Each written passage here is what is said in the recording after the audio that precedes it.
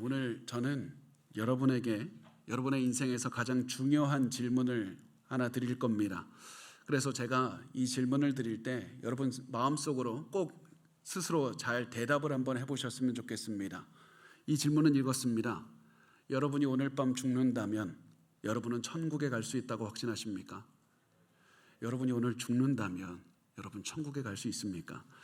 교회에 있는 많은 분들이 이 질문에 이렇게 대답합니다. 저는 들어갈 수 있습니다. 왜냐하면 저 최선을 다해서 살았기 때문에 그렇습니다. 저 교회도 열심히 다녔습니다. 기도도 열심히 했습니다. 말씀도 읽었습니다. 가정 위해서 희생했습니다. 저 복음 전하기 위해서 노력했습니다. 그러므로 저 천국에 갈 수 있습니다.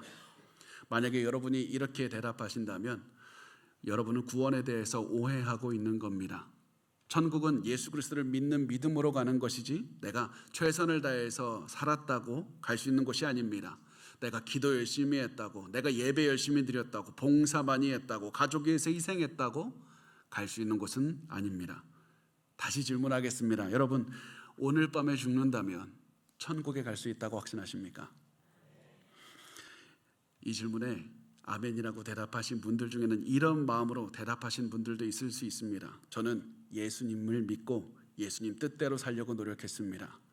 예수님을 믿었고 예수님을 전하기 위해서도 열심히 살았습니다. 사람들 사랑하기 위해서 열심히 살았습니다. 그러므로 저 천국에 갈 수 있습니다. 만약 여러분이 이런 마음이었다면 여러분은 구원에 대해서 오해하고 있는 겁니다. 예수님을 믿고 예수님의 뜻대로 살려고 노력했기 때문에 천국에 갈 수 있다는 말은 구원을 얻기 위해서는 예수도 믿어야 되고 열심히 살아야 된다. 이 두 가지가 있어야 된다고 얘기를 하는 겁니다. 우리가 구원을 얻을 유일한 이유는 예수 그리스도에 대한 믿음밖에 없습니다. 예수 그리스도를 믿는 믿음으로 열심히 살아가는 것, 그것은 구원을 얻을 이유가 절대로 될 수 없습니다. 다시 한번 마지막으로 질문하겠습니다. 여러분은 오늘 밤 죽는다면 천국에 갈 수 있다고 확신합니까? 이 질문에 정말 교회에 있는 많은 분들이 오해해서 이렇게 대답을 합니다. 저는 예수님에 대한 믿음이 있기 때문에 구원을 얻을 수 있습니다. 저는 예수님을 믿기 때문에 당연히 천국에 들어가야 합니다. 제 믿음 때문에 저는 천국에 들어갈 자격이 있습니다. 제가 믿음이 있기 때문에 하나님 나를 천국에 받아줘야만 됩니다. 만약에 여러분이 이런 마음이라면 여러분은 또한 구원에 대해서 오해하고 있는 겁니다. 아무도 구원을 얻을 자격은 없습니다. 여러분이 아무리 예수를 믿어도 천국에 갈 수 있는 자격을 얻는 것은 절대 아닙니다. 믿음은 우리의 구원의 통로입니다. 수단일 뿐입니다. 그래서 우리가 구원을 얻을 자격을 주는 것은 절대 아닙니다. 그래서 우리가 나 예수 믿으니까 나 천국에 들여보내달라고 하나님께 요구할 수 없는 겁니다. 그래서 우리가 믿음을 가지고 있고 그렇다면 하나님께 이렇게 가서 고백해야 됩니다. 하나님, 예수 그리스도를 믿으면 내 모든 죄를 용서하시고 나에게 구원 주신다고 약속하지 않으셨습니까? 저 그 약속 믿습니다. 제가 하나님 그 믿음을 가지고 구하오니 하나님의 은혜로 하나님의 선물로 자격 없는 나에게 구원을 주시옵소서. 이것이 믿음인 겁니다. 믿음은 내가 구원 얻을 자격을 얻게 하는 것이 아닙니다. 믿음은 하나님께서 주시는 구원이라는 선물을 내가 손을 뻗어서 받는 겁니다. 믿음은 구원을 얻는 통로이고 수단입니다. 게다가 이런 믿음을 갖는 것도 내가 노력하고 내가 결단해서 가지게 된 것이 아니라 하나님의 선물입니다. 하나님께서 내 안에서 일하셔서 내가 믿음 가질 수 있게 해주셔야지 내가 예수를 믿게 되는 겁니다. 그래서 천국에 가는 누구도 다 자랑할 수가 없다는 사실을 알아야 됩니다. 구원받는 모든 사람은 하나님께 선물을 받을 뿐이고 나를 구원해 주셔서 감사하다고 겸손하게 말할 수 있을 뿐입니다. 그래서 우리가 항상 기억해야 됩니다. 구원은 선물입니다. 구원은 믿는 자에게 주시는 하나님의 선물이지 믿는다고 내가 요구할 수가 없는 겁니다. 그래서 바울은 로마서에서 계속해서 구원은 선물이다, 구원은 은혜다, 구원은 너희가 바라보고 하나님께서 값없이 자격 없는 자에게 주시는 선물이라는 사실을 계속 우리가 지금까지 나누면서 강조했습니다. 바울이 한 얘기는 이겁니다. 구원 얻으려면 의로워야 되는데, 완벽해야 되는데 아무도 의롭지 못합니다. 아무도 율법을 다 지켜서 의로운 삶, 완벽한 삶을 살지 못합니다. 그러므로 하나님은 우리가 율법 지키지 않고 믿음만 가지면 구원을 얻을 수 있게 하시는 겁니다. 하나님은 우리의 완벽한 삶이 아니라 믿음을 보시고 우리를 의롭다고 칭해 주시는 겁니다. 그래서 구원은 은혜의 결과이고 우리의 노력의 결과가 아닙니다. 우리는 은혜로 믿음으로 구원을 얻는 겁니다. 여러분, 이것이 복음입니다. 복음은 우리의 노력에 달린 것이 아니라 믿기만 하면 얻을 수 있기 때문에 복음은 우리에게 좋은 소식이 됩니다. 복음은 우리에게 감격의 소식이 됩니다. 그런데 많은 분들에게 복음은 좋은 소식이 아닙니다. 실망시키는 소식입니다. 많은 분들이 구원은 전적으로 하나님께서 주시는 선물이다, 이렇게 사실을 인정하기를 꺼려합니다. 왜 그런지 아십니까? 나 잘 살았다고 생각하니까 그렇습니다. 나 누구보다 열심히 살았습니다. 나 누구보다 깨끗하게 살았습니다. 그 고난 가운데서도 나 믿음 지키고 살으려고 엄청나게 발버둥 쳤습니다. 내가 얼마나 희생하고 살았는지 아십니까? 그러므로 하나님께서 구원 주시는 거 다 인정하겠습니다. 그런데 나 구원 얻을 자격 있는 겁니다. 이 정도면 나 구원 얻을 자격 있는 겁니다. 다른 사람들에 비해서 나 정도면 깨끗하게 살지 않았습니까? 최소한 평균적인 사람보다 나 정말 잘 살았습니다. 하나님, 나 정도면 구원 주셔야 되는 건 아닙니까? 이게 당시 유대인들이 가지고 있었던 생각이었습니다. 자기들만큼 율법 지키고 살면 의롭게 산 것이다, 이렇게 생각했습니다. 그래서 우리는 하나님께서 주신 율법 잘 지키고 살았으니까 우리 의롭습니다. 우리 구원 얻어야 됩니다. 하나님, 유대인들에게 이런 생각이 갖고 있었기 때문에 이들은 계속해서 바울이 은혜, 믿음 이 얘기할 때 이해할 수가 없었습니다. 이들은 얘기를 합니다. 유대인들은 아니 어떻게 은혜로 받은 믿음을 통해서만 의롭게 됩니까? 아니 내 삶이 최선을 다해서 잘 살아서 내가 율법 잘 지켜서 내가 하나님께서 원하시는 대로 그 법을 잘 지키면 내가 의롭게 돼서 내가 구원받는 것이지, 하나님이 무슨 은혜로 믿음으로 구원을 주신다는 얘기입니까? 그런 말을 유대인들은 이해할 수도 없었고 받아들이고 싶지도 않았습니다. 그리고 유대인들은 바울의 말을 계속해서 반대했는데 바울도 이런 유대인들의 생각을 너무 잘 알고 있었습니다. 왜냐하면 바울도 예수 믿기 전에는 바리새인의 모습이었기 때문에 그렇습니다. 바울도 율법을 연구했고 율법을 실천해서 완벽하게 의롭게 살기 위해서 최선을 다했던 사람이었습니다. 그래서 유대인들의 마음을 누구보다도 잘 알았던 겁니다. 그리고 바울은 그들의 마음이 틀렸다는 것을 증명하려고 했습니다. 그래서 바울은 유대인들이 가장 존경하는, 가장 의롭다고 생각하는 그들의 유대인들의 조상 아브라함에 대해서 이야기를 합니다. 의로움의 대명사인 아브라함이 행위로 구원을 얻은 것이 아니라면 누구도 행위로 의로움을 받을 수 없다는 사실을 보여주려고 했던 겁니다. 마찬가지로 아브라함이 믿음으로만 구원을 얻고 믿음으로만 의롭게 되었다면 아브라함의 모든 후손들도 믿음으로만 의롭게 될 수 있는 겁니다. 바울은 이 얘기를 하고 싶은 겁니다. 그래서 바울은 이제부터 아브라함에 대해서 이야기하기 시작합니다. 그 말씀은 로마서 4장 1절에서 2절 이렇게 말씀합니다. 우리 같이 읽겠습니다. 시작. 그런즉 육신으로 우리 조상인 아브라함이 무엇을 얻었다 하리요? 만일 아브라함이 행위로서 의롭다 하심을 받았으면 자랑할 것이 있으려니와 하나님 앞에서는 없느니라. 아멘. 바울이 이렇게 말합니다. 만일 아브라함이 자신의 행위로 자신의 노력으로 구원을 얻고 의롭게 되었으면 아브라함 분명히 자랑할 것도 있다. 만약에 아브라함이 자신의 노력으로 의로운 삶을 살 수 있었다면 당연히 구원을 얻을 권리도 있는 것이고 구원을 얻게 해달라고 요구할 수도 있는 것이다. 그러면 이제 중요한 것이 아브라함은 자신의 행위로 의롭게 되었는가? 자신이 열심히 노력해서 구원받을 자격을 성취했는가? 그렇지 않습니다. 왜냐하면 아브라함도 구원을 선물로 받은 것이기 때문에 그렇습니다. 아브라함은 구원을 받을 자격 자체가 없는 인간이었기 때문에 자기의 능력으로는 구원을 얻을 수가 없었습니다. 아브라함이 가지고 있는 것은 믿음이 전부였습니다. 그리고 하나님께서는 아브라함의 믿음을 보시고 아브라함에게 구원을 선물로 주셨습니다. 바울은 이 이야기를 더 하기를 원합니다. 이렇게 바울은 이 이야기를 한 다음에 아브라함이 믿음으로 의롭게 되어서 구원을 얻었다는 증거를 이제 제시하기를 원하는데 그 증거를 다른 데서 찾는 게 아니라 성경에서 찾습니다. 유대인들이 다 인정하는 성경에서 이렇게 증거를 찾아서 제시합니다. 로마서 4장 3절은 말씀합니다. 성경이 무엇을 말하느냐? 아브라함이 하나님을 믿음에 그것이 그에게 의로 여겨진 바 되었느니라.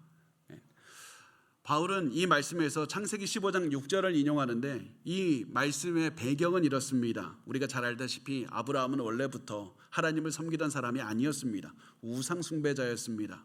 그런데 이 사람을 하나님께서 아브라함에게 찾아오셨고 아브라함을 큰 민족으로, 이 자손들을 큰 민족으로 세우겠다고 약속하셨습니다. 그래서 아브라함은 하나님의 약속을 믿고 75세에 자기의 가족을 떠나서 가나안 땅으로 이주하게 됩니다. 그런데 아무리 기다려도 자식이 태어나질 않는 겁니다.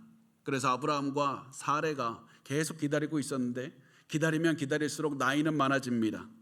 이런 아브라함에게 하나님은 찾아오십니다. 그래서 아브라함, 아이가 반드시 태어날 것이다 약속하셨고, 그리고 아브라함을 밖으로 데리고 나가서 밤하늘에 빛나는 수많은 별들을 보여주시면서 말씀합니다. 창세기 15장 5절에 그를 이끌고 밖으로 나가 이르시되 하늘을 우러러 뭇별을 셀 수 있나 보라. 또 그에게 이르시되 내 자손이 이와 같으리라. 너의 자손이 이렇게나 많아질 것이다 아브라함아. 분명히 이 말씀은 현실적으로 불가능했습니다. 하나님의 말씀이 이루어지는 것, 불임인 부부에게 이 자손들이 별과 같이 많아지는 것 불가능한 얘기입니다.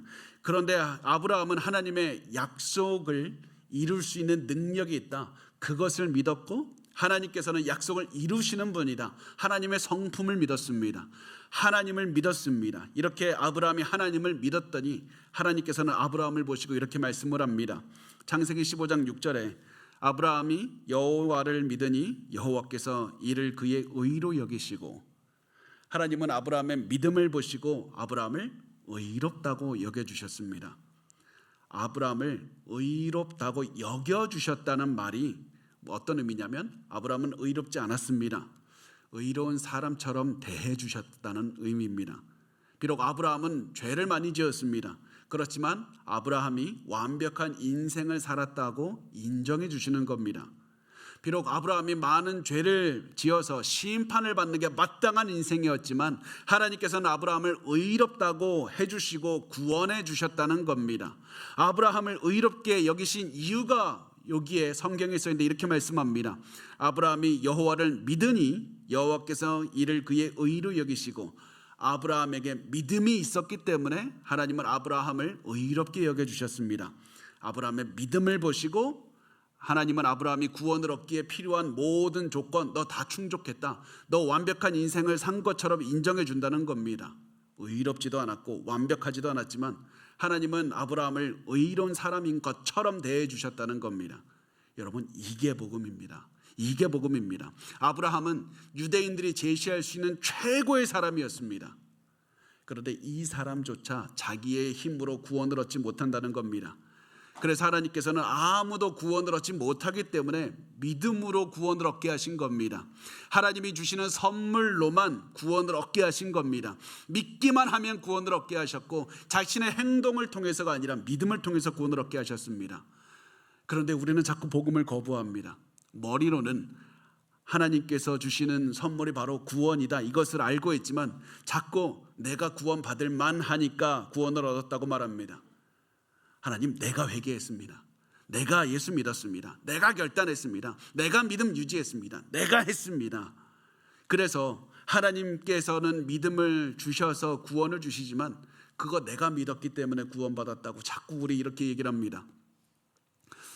분명히 우리가 믿음을 갖는 것은 중요합니다. 그런데 우리가 절대 잊어서는 안 되는 것이 있습니다. 내가 예수님을 믿었다는 이 짧은 문장에서 중요한 부분은 내가 믿었다라는 것이 절대 아닙니다. 내가 예수를 믿었다는 문장에서 제일 중요한 부분은 예수님입니다. 예수가 가장 중요한 겁니다. 예수께서 나에게 믿음을 주신 겁니다. 내가 믿는 것은 아무런 힘이 없습니다. 내가 믿어봤자 아무것도 변하지 않습니다. 예수님께서 내게 믿음 주셨고 예수님에 대한 믿음 때문에 내가 의롭다 칭함을 받은 것, 이것이 중요한 겁니다. 이것이 복음입니다. 도저히 구원 얻을 수 없는 내가 예수에 대한 믿음을 선물로 받고 구원 얻게 되었다는 것이 바로 복음인 겁니다. 그런데 여기서 우리가 반드시 하나 알아야 될 것이 있습니다. 한 가지 이제 궁금한 점이 나오는데, 하나님께서 우리 죄인들을 어떻게 의롭게 하시는가, 그겁니다. 하나님은 정의로우신 분입니다. 그 말은 죄가 있으면 못 본 척 그냥 없는 삶 치고 넘어가자 이렇게 할 수가 없는 분인 겁니다. 죄가 있으면 처벌을 하셔야만 되는 분이 정의로운 하나님입니다. 그런데 아브라함이 죄가 있습니다. 죄가 있는데 어떻게 그냥 의롭다라고 말씀해 주실 수 있습니까? 아브라함이 지은 수많은 죄들은 어떻게 하고 아브라함도 의롭다라고 이렇게 대해 주실 수가 있습니까? 우리가 이렇게 고민할 때 반드시 기억해야 될 것은 이때 하나님께서 예수 그리스도를 등장시킨다는 겁니다. 하나님은 예수 그리스도의 완벽한 의로움을 아브라함에게 덮어주시고 아브라함의 모든 죄를 예수님께 주시면서 문제를 해결하는 겁니다. 하나님은 예수 그리스도에게 아브라함이 지은 모든 죄의 대가를 치르게 하면서 죽게 하시는 겁니다. 그렇게 해서 아브라함의 모든 죄의 문제를 해결하시고 죄 많은 아브라함을 의롭다라고 불러주시는 겁니다. 그리고 이것이 바로 아브라함이 의롭게 되었던 그런 방법이고, 그것이 바로 우리가 하나님께서 우리를 의롭다라고 여겨주시는 방법입니다. 하나님은 우리의 죄의 짐을 예수 그리스도의 어깨에 지게 하시고 예수께서 십자가에서 죽게 하시는 겁니다. 그렇게 해서 구약에 있는 사람이나 신약에 있는 사람이나 구원받은 모든 사람은 예수 그리스도의 의로움을 통해서만 구원을 얻게 하시는 겁니다. 우리의 의로움이 아니라 예수의 의로움을 통해서. 그래서 누구든지 예수 그리스도를 믿기만 하면 의로움을 선물로 주시는 겁니다. 예수의 의로움이 아니면 다른 방법이 없습니다. 이것을 볼 때 우리가 무엇을 할 수 있습니까? 무엇을 깨달아야 됩니까? 우리의 모든 자랑이 우리를 의롭게 만들지 못한다는 겁니다. 우리가 인생을 살아나오면서 수많은 업적들, 내가 자랑하는 그 모든 성취들, 내가 천국 가는데 아무런 도움이 되지 않습니다. 우리가 아무리 노력해도, 나 정말 열심히 살았는데 이를 강하게 꼭 물고 끝까지 버텼는데 그거 천국 가는데 도움이 안 된다는 겁니다. 아무것도 우리를 깨끗하게 하지 못합니다. 그래서 우리가 해야 되는 것은 하나님 앞에 겸손하는 겁니다. 자랑하면 안 되는 겁니다. 우리가 하나님의 은혜 앞에 겸손할 수밖에 없는 겁니다. 그래서 여러분 돌아보시기 바랍니다. 여러분 겸손합니까? 하나님 앞에 겸손합니까? 우리는 예수께서 우리를 위해서 죽어야만 구원을 얻을 수 있는 그런 인생을 살고 있으면서 우리 인생, 내가 이룬 업적 자랑하고 사는 것 아닙니까? 남들에 비해서 나 괜찮다고, 나 잘 살고 있다고 그렇게 말하면서 살고 있는 것 아닙니까? 저는 혹시 그런 삶을 내가 살고 있는가 저 돌아봤습니다. 그러다 보니까 참 이런 모습이 이 누가복음에 나오는 바리새인의 모습과 참 비슷하다, 그런 생각을 했습니다. 누가복음 18장 11절에서 12절에 바리새인의 모습이 나옵니다. 바리새인은 서서 따로 기도하여 이르되 하나님이여, 나는 다른 사람들 곧 토색, 불의, 간음을 하는 자들과 같지 아니하고 이 세리와도 같지 아니함을 감사하나이다. 나는 일에 2번씩 금식하고 또 소득의 11조를 드리나이다 하고. 우리가 드리는 기도가 이렇진 않습니까? 하나님, 내가 봉사합니다. 나 전도합니다. 나 노력해서 최선을 다해서 살고 있습니다. 내가 새벽 예배나 수요 예배나 금요 예배나 순모임이나 주일 예배나 하나도 빠놓지 않습니다. 나 다 참석합니다. 그러므로 나 다른 사람보다 낫습니다. 나를 힘들게 하는 저 사람보다 낫습니다. 평균적인 크리스천들보다 나 훨씬 뛰어난 인생 살아갑니다. 만약에 여러분이 이런 기도하고 있다면 우리 깨어나야 됩니다. 경각심을 가져야 됩니다. 왜냐하면 이런 기도할 때 우리는 은혜를 붙잡고 있는 것이 아니라 내 의의를 자랑하고 있는 겁니다. 내 자랑을 하나님 앞에서 하고 있는 겁니다. 나 자신 하나 구원하지 못하는 그런 의로움을 하나님, 나 괜찮지 않냐고 자랑하고 있는 겁니다. 우리가 그런 기도할 때 나의 의로움이 아니라 우리를 구원하신 예수 그리스도의 의로움을 붙잡으시고 그리스도의 의로움을 자랑하셔야 됩니다. 그 그리스도의 의로움을 기억하시고 겸손하셔야만 됩니다. 그래서 여러분 모두 그리스도의 의로움을 기억하시고 이렇게 기도하셨으면 좋겠습니다. 하나님, 저 악한 사람들 있지 않습니까? 내가 경멸하는 저 사람들 있지 않습니까? 나 저 사람들보다 나 잘 살고 있다고 여겼는데요, 나 그 사람들과 함께, 나 그 사람들과 같이 하나님 앞에 무릎 꿇습니다. 나 저 사람들보다 자랑할 수 있는 건 아무것도 없습니다. 저는 저 죄인들과 똑같은 죄인입니다. 그리스도가 아니면 구원 얻을 방법을 찾지 못하는 죄인에 불과합니다. 제게 은혜를 베풀어 주십시오. 제가 은혜 붙잡고 살게 하십시오. 내가 은혜 아니면 살아갈 방법이 없습니다. 하나님의 은혜를 내게 부어달라고. 그리고 그렇게 계속해서 기도하면서 여러분 하나님의 은혜만 생각하며 사셔야만 됩니다. 그리고 제가 꼭 말씀드리고 싶은 것은 이 자리에 혹시 예수 그리스도를 믿지 않는 분이 단 한 분이라도 계신다면 반드시 예수 그리스도의 은혜를 보셨으면 좋겠습니다. 예수 그리스도의 은혜를 보셔야만 됩니다. 여러분이 아무리 큰 고난을 이기고 최선을 다해서 살았고 내가 남들보다 더 열심히 살았다고 해도 여러분 그런 인생으로 구원받을 수 있는 것이 아닙니다. 저는 여러분의 인생을 알지 못하지만 여러분이 어떤 인생을 살았는지 알지 못하지만 아무리 그렇게 최선을 다해서 깨끗하게 내가 살았다 한다 할지라도 구원 얻을 그런 인생을 살지는 못하신 겁니다. 제가 예전에 읽었던 한 19절이 생각이 났습니다. 시 한 구절이 이런 시가 있었는데요. 이성복 시인이 쓴 시였습니다. 너의 고통은 나뭇잎 하나 푸르게 하지 못한다. 너의 고통은 나뭇잎 하나 푸르게 하지 못한다.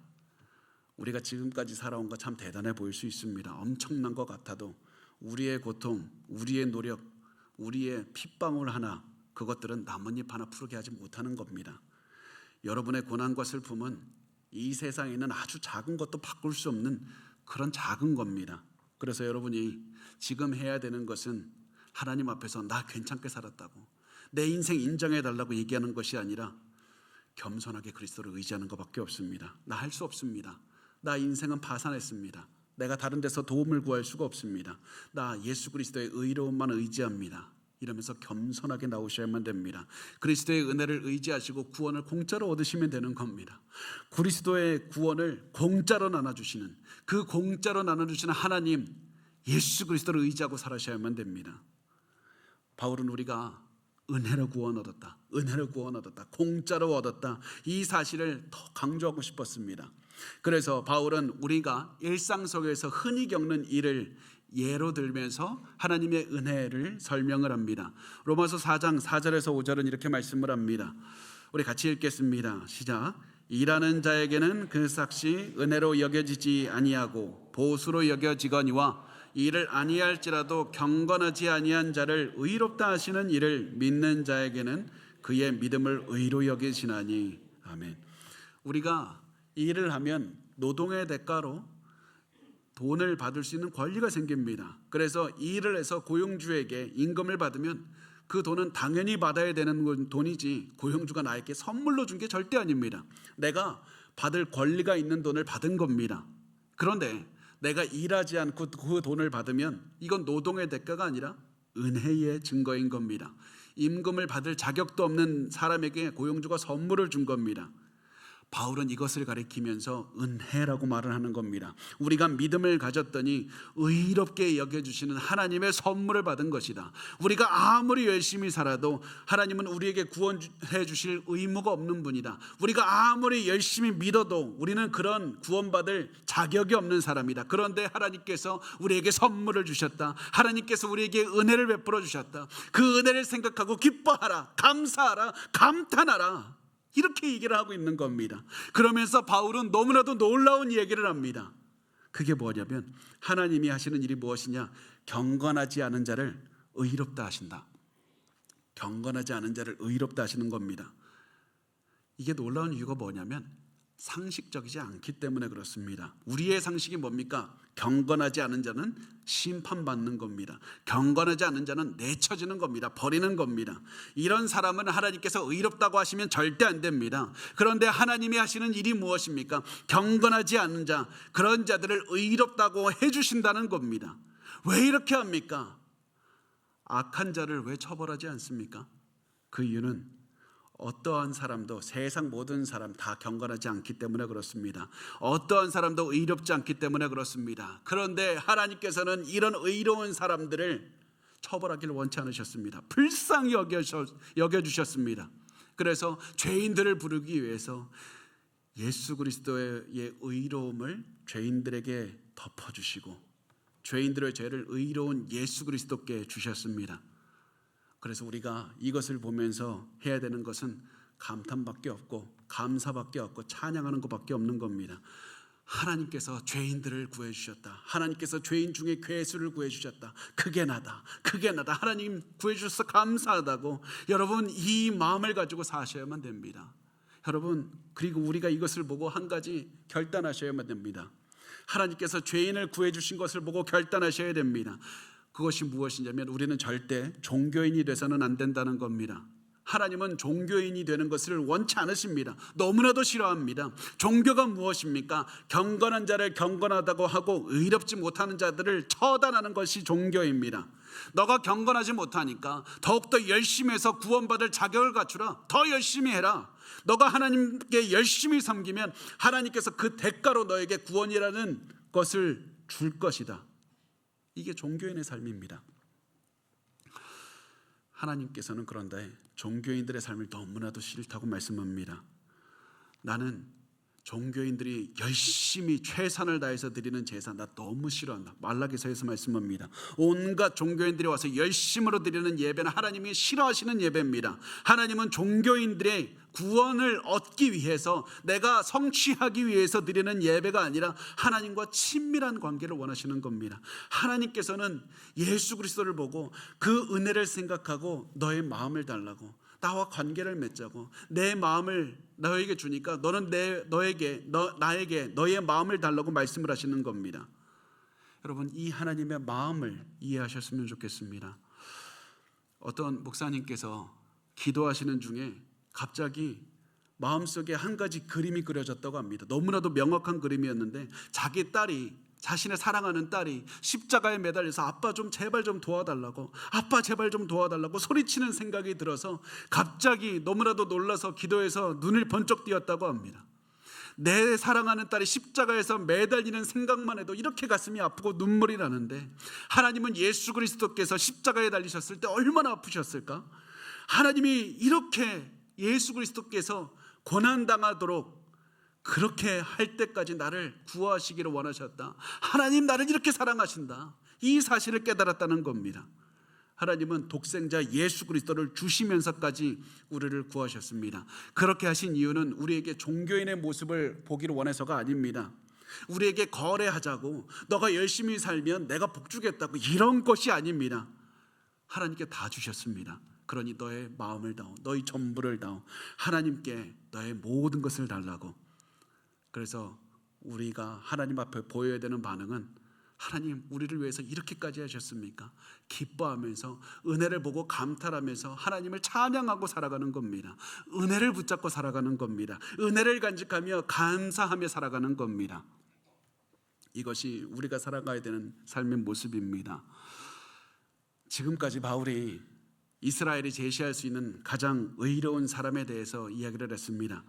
아브라함. 이 아브라함은 최고의 모습으로도 구원을 얻을 자격을 얻지 못한다, 이런 얘기를 했습니다. 그 다음에 바울은 이제 인생의 바닥에 대해서 얘기를 합니다.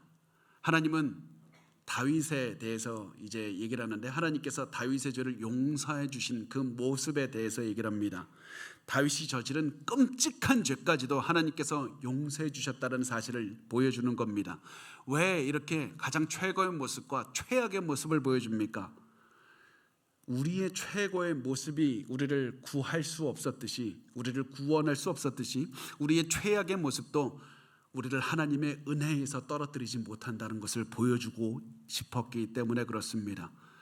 우리가 지은 가장 큰 죄도 우리를 하나님의 구원을 얻지 못할 정도로 그렇게 강하지 못한 겁니다. 하나님의 은혜가 더 강렬한 겁니다. 하나님의 은혜는 더욱더 모든 죄를 용서하실 수 있는 능력이 있는 겁니다. 그 사실을 말하기 위해서 바울은 이렇게 말을 합니다. 로마서 4장 6절에서 8절 우리 마지막으로 같이 읽겠습니다. 시작. 일한 것이 없이 하나님께 의로 여기심을 받는 사람의 복에 대하여 다윗이 말한 바, 불법이 사함을 받고 죄가 가리어짐을 받는 사람들은 복이 있고 주께서 그 죄를 인정하지 아니하실 사람은 복이 있도다 함과 같으니라. 아멘.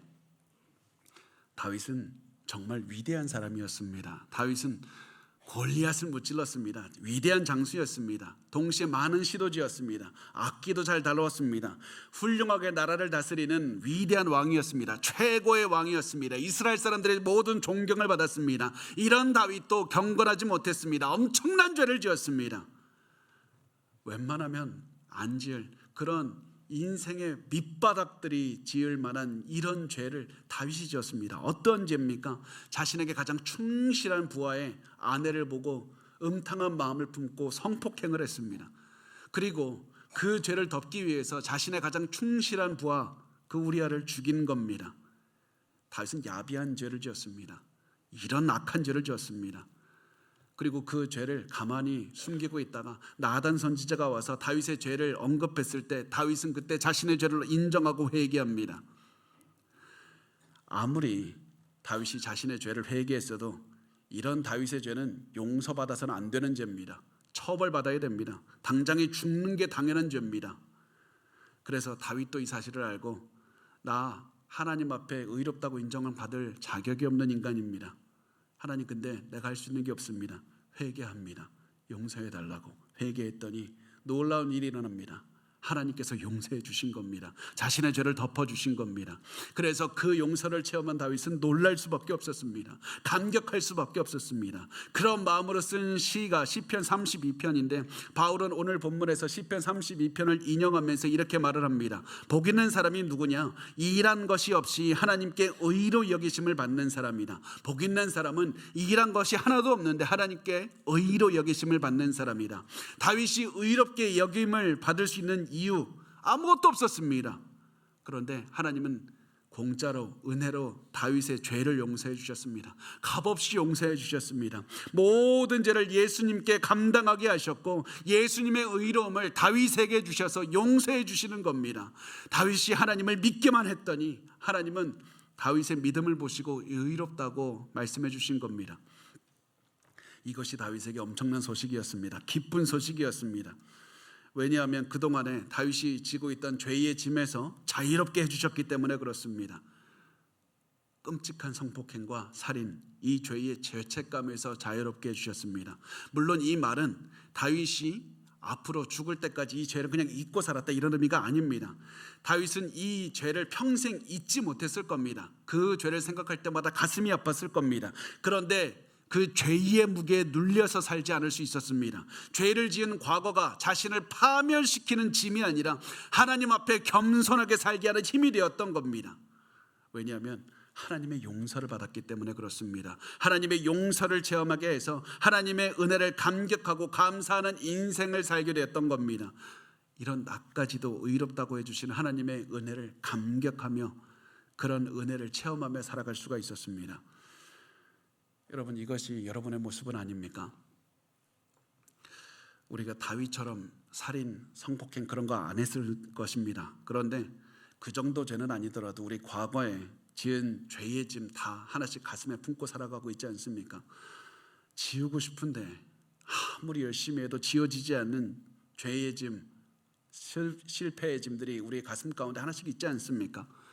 거짓말이나 불륜을 했거나 폭행, 의도치 않은 그런 사기나 여러 가지 일 때문에 사랑하는 사람의 가슴에 멍이 들게 했고 찢어버렸던 그런 일들, 잊고 싶은데 잊지 못하는 그런 일들.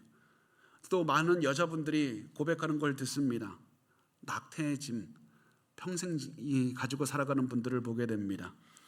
낙태하면 간단하게 그냥 해서 끝날 줄 알았는데 너무나도 많은 분들이 평생 낙태의 죄책감에서 벗어나지 못합니다. 평생 이 생각하면서 살아갑니다. 내가 한 짓을 어디 가서 용서를 받을 수 있을까?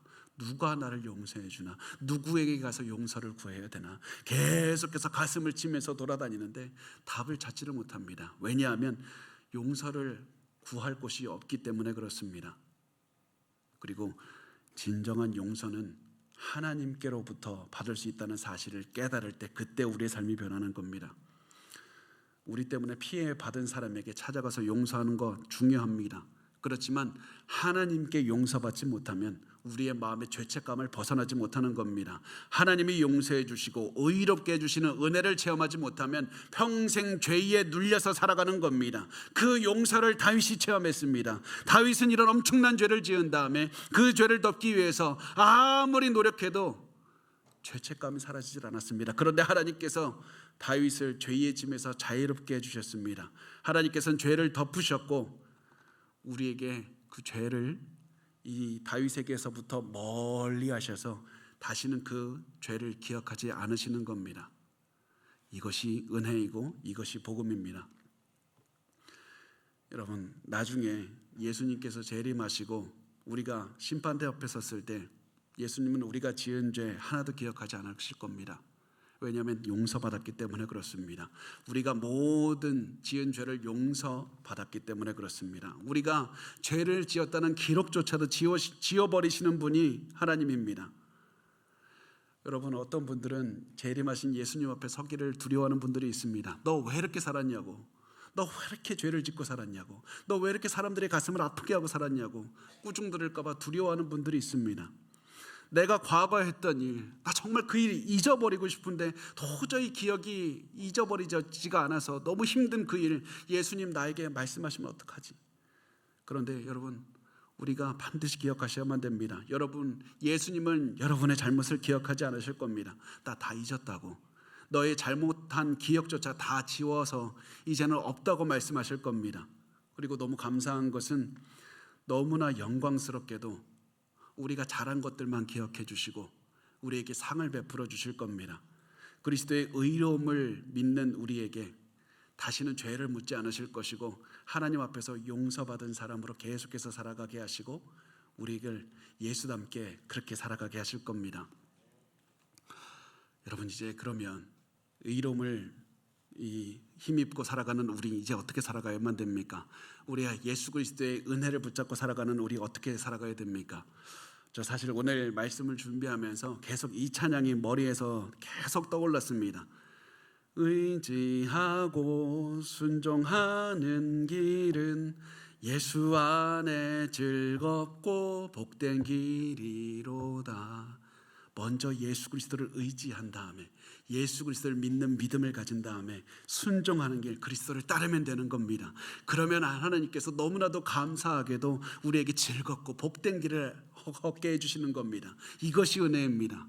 사실 저는 오늘 말씀을 이 찬양에 한국 가사보다 영어 가사가 더 많이 묵상을 했는데 이랬습니다. 가사가 어렵지 않습니다. Trust and obey. There is no other way to be happy in Jesus but to trust and obey. Trust and obey. 믿고 순종하라. 먼저 예수를 믿고 순종하라. 그 먼저 예수를 믿어서 의로움을 얻고 예수를 따라서 순종하는 삶을 살아가야 된다. 그러면 예수 안에서 행복을 누리면서 살아갈 수 있다. 단지 믿고 순종하기만 하라. 그래서 여러분, 예수 그리스도를 믿고 순종하는 삶을 사셨으면 좋겠습니다. 그러면서 구원받은 감격을 살아내는 겁니다. 매일 삶에서 구원받은 기쁨을 누리면서 순종하며 살아가는 겁니다. 이렇게 살면 하나님께서 예수 안에서 행복한 삶을 살게 해주실 겁니다. 여러분, 마지막으로 꼭 드리고 싶은 말씀은 아직 예수 그리스도를 모르는 분이 있습니까? 그러면 여러분, 이 질문을 꼭 하시길 바랍니다. 여러분이 오늘 죽으면 오늘 천국에 갈 수가 있습니까? 그 질문을 생각하시고 내가 천국 가지 못하겠다, 그런 확신이 드시면 예수 그리스도를 믿으시고 주님께서 주시는 진정한 평안과 용서의 기쁨, 은혜의 기쁨을 체험하며 사시길 바랍니다. 지금 그 예수 그리스도의 믿는 믿음으로 지금 그 행복과 기쁨을 누리면서 사시면 달라진 인생을 살 수 있을 겁니다. Trust and obey. 예수를 먼저 믿고 순종하는 삶을 사시기 바랍니다.